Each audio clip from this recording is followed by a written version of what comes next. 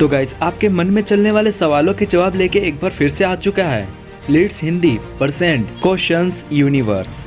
Guys universe में चलने वाली कई चीज़ों को लेके आपके पास कई सारे सवाल आते होंगे, पर उन सवालों का जवाब आपको इसी वीडियो में मिलने वाला है।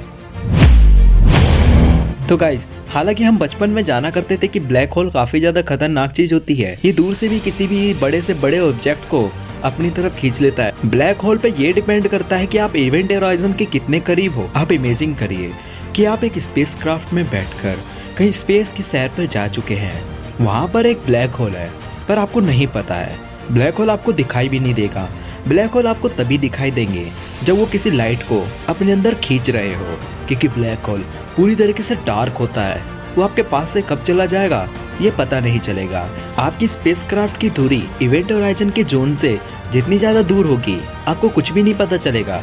जब आप इवेंट होराइजन के जोन में आएंगे तब वो आपको खींच लेगा अपनी तरफ। दूसरा डाउट कि ब्लैक होल का इवेंट होराइजन का जोन कम से कम कितना बड़ा होता होगा।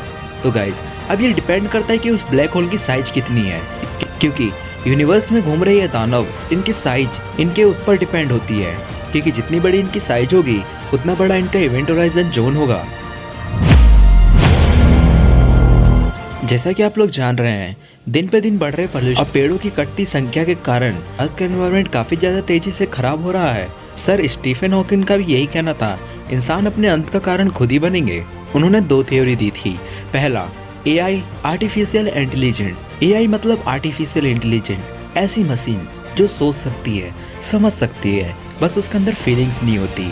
अब फेसबुक द्वारा बनाए दो बॉट के अकॉर्डिंग जो अपने आपस में ही बातें करते करते न्यू लैंग्वेज डेवलप किए थे, और वो अपने लैंग्वेज में कुछ ऐसी बातें कर रहे थे जो इंसानों से परे था। दूसरा, एक साइंटिस्ट द्वारा बनाए गए 10 साल के अंदर एक रोबोट, जिसे ये पूछा गया कि क्या तुम इंसानों पर राज करोगे। उसने ये जवाब दिया था कि हम इंसानों को कैद करके रखेंगे, उनको चोट नहीं पहुंचाएंगे। और दूसरा उनका थ्योरी ये था कि हम स्पेस में अपना जो सिग्नल भेजते जा रहे हैं, अगर किसी एडवांस सिविलाइजेशन के हाथ लग गई, वो हमारे पास आके क्या वो अपना जवाब दे डालेगी, या फिर वो हमारे साथ पार्टनरशिप करके अपनी टेक्नोलॉजी शेयर करेगी, ये तो कह नहीं सकते। पर जिस दिन ये होगा वो सब आपके सामने ही होगा। तो गाइस, सुपरनोवा एक्सप्लोजन जो हमारे पड़ोसी स्टार सिस्टम में होगा, तो क्या उसका इफेक्ट हमारे अर्थ तक पड़ेगा।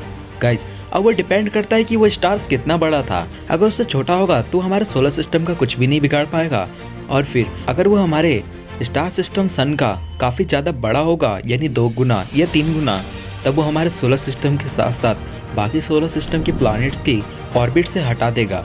अब अर्थ कौन सा ऑर्बिट में चलेगा ये तो नहीं पता, पर आपको ये ज़रूर पता होगा कि अर्थ एक हैबिटेबल जोन में आता है, जहाँ पर न ज़्यादा गर्मी होती है न ज़्यादा सर्दी। जैसा कि हम जानते हैं कि टाइम ट्रेवल करना अभी के समय में तो इम्पॉसिबल है, पर बहुतों का ये भी कहना है अगर हम लाइट की स्पीड से जाएंगे तो हम समय में आगे चले जाएंगे।